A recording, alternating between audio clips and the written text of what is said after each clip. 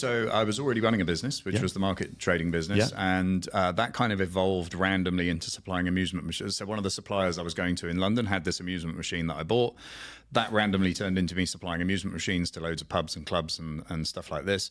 That business went bust when I was 18, so there was a really good kick in the nuts and a lesson learned there. And I then got into telecoms, initially as like a dealer for another telecoms company, and then eventually getting my own kind of licensing and setup to be able to supply customers myself. And so what did you learn from the failure of that first business at 18? So the biggest lesson, I guess, is that it doesn't kill you.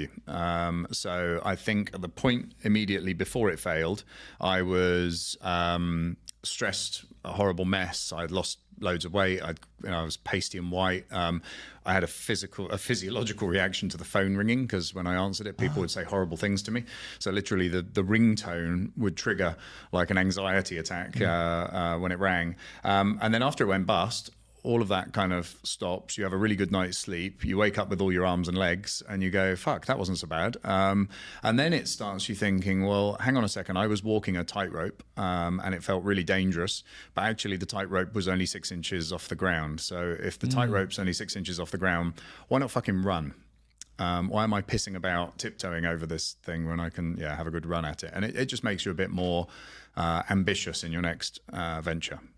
I really like this, because I've heard you talk about this before, and I've read it in a couple of your books where you talk about humility and the importance of falling flat on your face. But I've never heard you say it like that, where you're only six inches off the ground, so why not run? Because a lot of people that we see in business, they are going so slowly, trying to make the absolute perfect decision every time. And then when it fails, they are gutted, and it takes them ages to get back on the bike. Yeah, no, I think you need to fail, and you need to fail fast. Obviously, if you can fail small, that's better.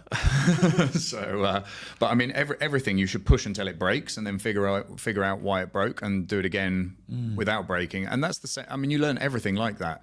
You learn language by making mistakes with words. You learn, walking by falling over. You learn, everything you'll ever learn, you learn through trial and error and making small mistakes. And so in business, you need to accelerate that process and make those mistakes faster to figure out the right way of doing stuff.